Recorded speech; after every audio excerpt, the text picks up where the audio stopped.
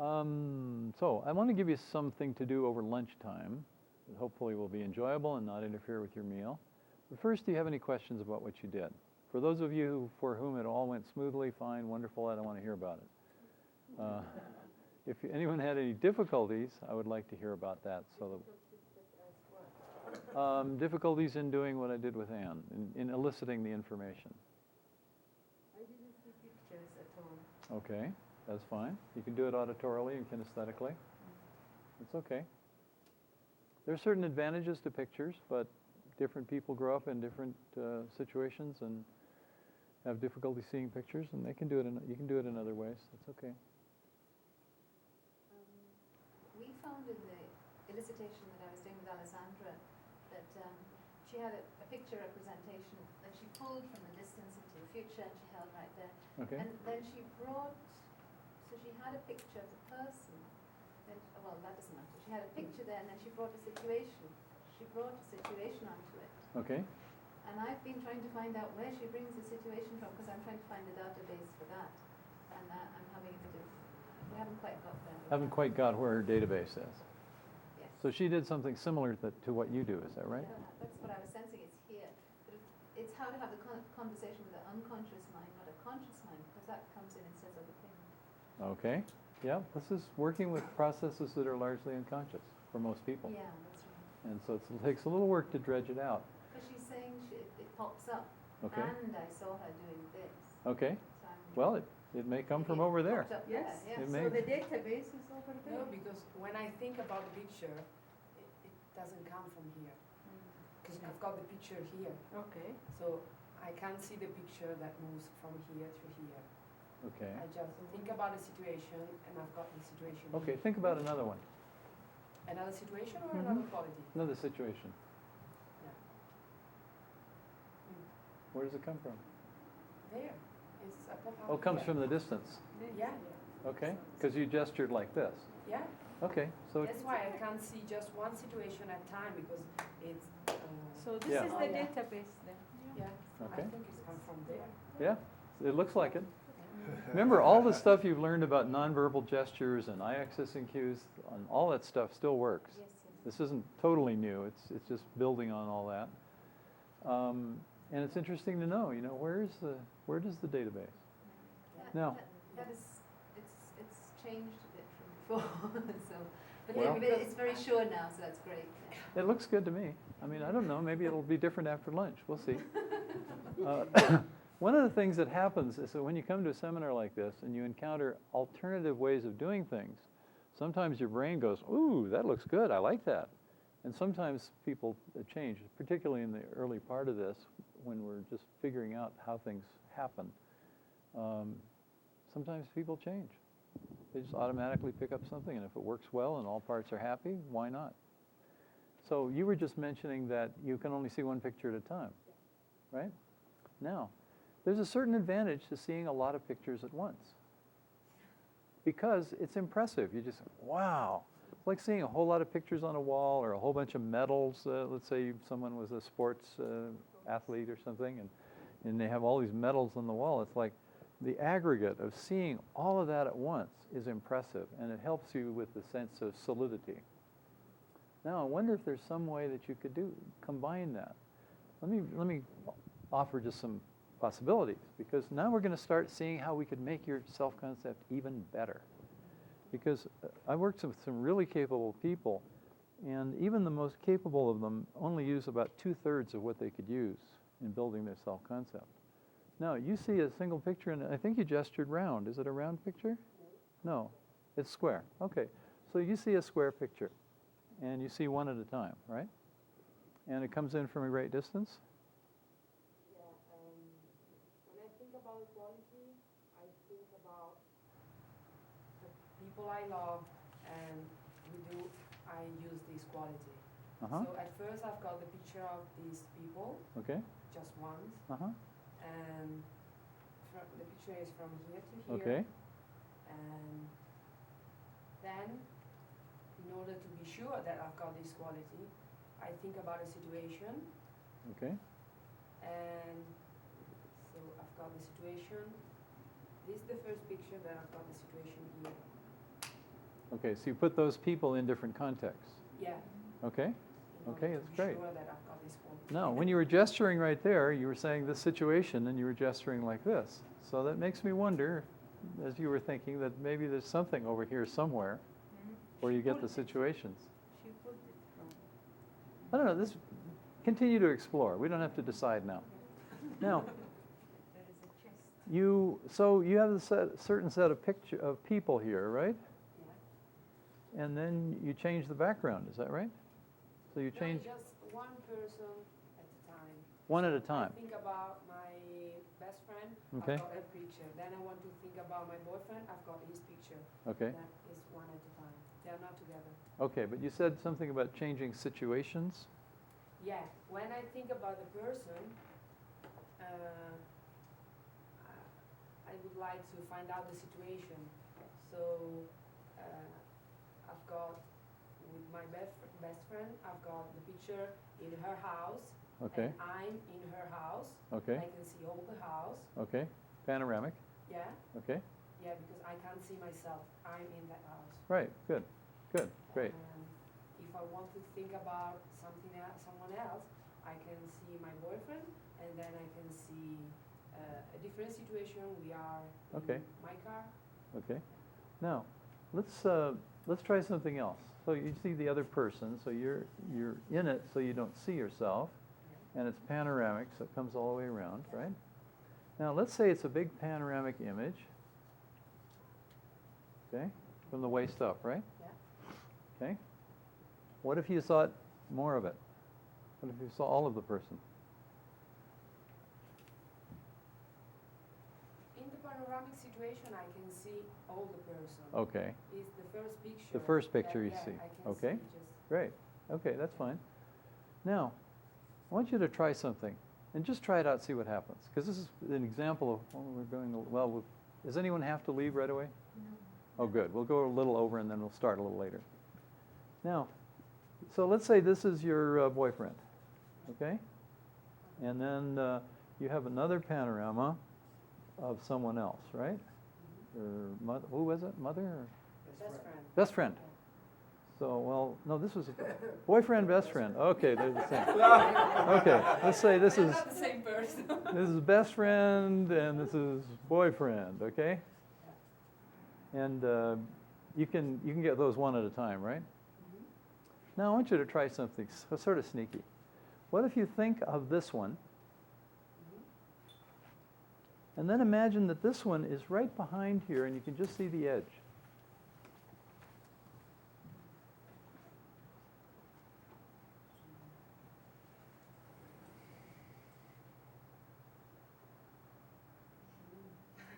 A little strange, huh?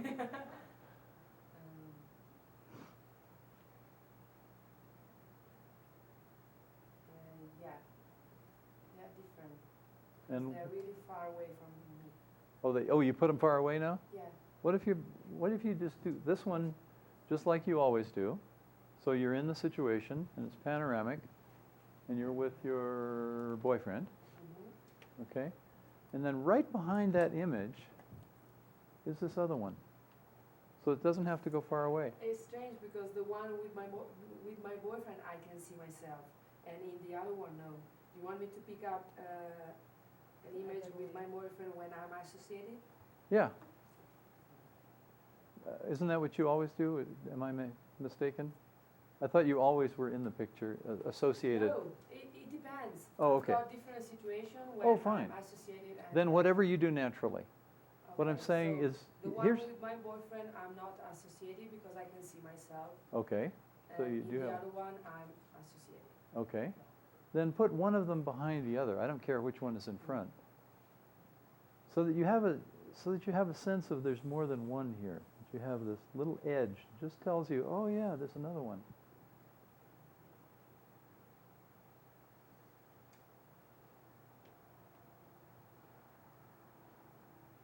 You just try it out and see what it's like. And if you can get that to work, then put in several more. So you have just the edges of others.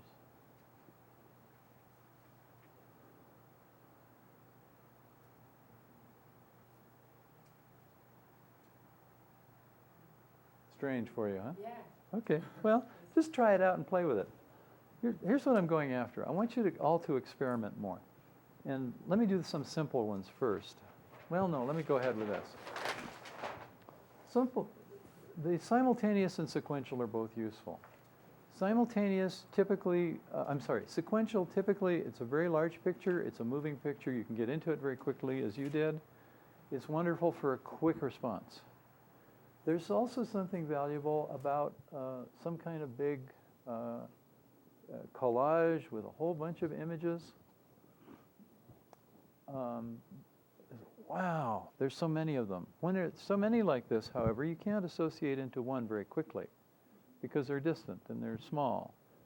Now, what some people do is they have a giant magnifying glass like this, and they draw it across like this, and whichever one is under the glass then becomes rather large, and you can jump. It makes it easy to jump into it, just as it's easy to jump into a sequential one. So they're fun ways of combining sequential and simultaneous. And I encourage you all to try them out. First, just try alternative. Like if you do sequential like Ann did, try doing a whole collage and just try it out. Probably won't work very well. And then see if you can find some way of integrating the two, because they both have value. And if you can do some kind of little gimmick like this, where you can look at the whole thing at once and get a sense of, wow, I've got all this information and all this rich database of information. And at the same time, I can use a gimmick like this, or some people say they zoom in on one, so temporarily they only see one. And then you can have the best of both worlds. What if it is a feeling, the database? If the database is a feeling, is it a feeling, emotional feeling, or a touch feeling? Just here. Okay, that's an emotional feeling. That's the result of what we're doing here. When I asked you to pick something that, a quality that you feel solid about, or that is really true of you, and that you like, when I'm saying really true of you and that you like, I'm asking for feelings to verify that you have something that really works. The feelings are a result of the database and the summary. And so here what I'm going after is the database. And here's where we're going to do most of our work. So it's really important to know, what kind of database do you have? Because then you can be really respectful and you can find out how does it work now, and that can tell you more about how you could make it work better. Get a movie? What should Well, I do? I don't want you to do anything you don't already do. You do something already in there to get you that feeling. It's a matter of finding out what it is. Like a gentleman I mentioned had 50 voices under his ear. And that was his database. And then he had a summary was a single voice, I'm smart, or I'm intelligent, or something like that. And with Ann, it was, database was here, and she would flash them up here sequentially. The summary was an image of the quality itself, the word itself, and the voice. And that's it. I have nothing else except that feeling which I thought it's the database. Okay, so you have the word printed out in a visual image. Mm-hmm. Okay. Now, if you look at that image of the word, what does that word describe? What images would come if I said, give me an example of one of those, of that? Could you come up with examples? Okay. And are they images as well? Okay, great. You see, a word is secondary experience. In every language has different noises for different, well, you all know, right? Language is a digital categorization, the digital way of referring to experience. I like to think about it as it's like a handle on a suitcase. It's just a word. If I say Michigana, do you know what that means? Yeah, do you know what it means? Okay, well, it's a Yiddish word. It means crazy. Now, unless you know that language, you don't know what that word means. It's just this bunch of sounds. Likewise, every language, if you don't have an experience that connects that word with a certain set of experiences, it's meaningless. So a word is really just a word. It's a way to get to information. It's like a file folder like this. Has a little thing up here that just helps me get to the information that's inside. Well, in the same way, the summary representation, is that over here? No. Anyway, the summary representation is only a way to get at the database of experience. And once you have a database of experience and you know structurally how it works, then you can modify the structure and make it work better. Now, we still haven't gotten the details of how you have images of what that word means. You know, it could be like this. It could be more sequential. We don't know that yet, but that's where we need to get. We need to go after the database. Now, I'll have you play after lunch a little bit too, but I'd like you to start playing in yourself before lunch. Here we got this list. Number of examples, location, simultaneous sequential, I've already mentioned, modalities, associations, submodalities. The next thing I'm going to want you to do is try changing them. Just experiment. And you can, some mothers tell their kids not to make faces because their faces will freeze. Have you ever heard that? Well, you can change stuff in your mind and it won't freeze. You don't have to worry about this. You can change stuff all around, and some parts objects, you just change it back. In fact, it'll probably change back by itself. But for instance, number of examples. However many examples you had, try making it more or less. So if you had 5, make it 10 or 20 or 100. If you had 100, try reducing it to 5. And notice that feeling of solidity about that, because that's going to be our barometer, our indicator of when is a useful change and when is not a useful change. So if you had 5 examples and you add in 20 more, and you feel more solid about it, that means that is a way to make your self-concept stronger about that particular thing. If you find it makes it less, then you find out how your brain works. Now, oftentimes there are a lot of interactions. Let's say I have 4 big pictures, okay? Like that. And if I say, well, add in another 20, and you end up making a much smaller, you have various ways you could do it. You'd add 20 on the outside, like this, so you have a much bigger collage. Then probably the increase in the number of pictures would make it stronger, it'd be my guess. If, however, you keep the overall size of the collage the same, and you add a whole bunch so that they're much smaller, as they get smaller, they may get dim, or flat, or not moving, or something else. So this is where we're going to play the submodalities game, and pay attention to what goes on when you make some of these changes. But I'd like you to just kind of experiment over lunch, and then when we come back, I'll give you a little more. But I wanted to kind of give you a lead in, and maybe you can get some done over lunchtime, and then we'll do some more. Okay? So let's go to lunch now, and then we'll be back at 1:45, right?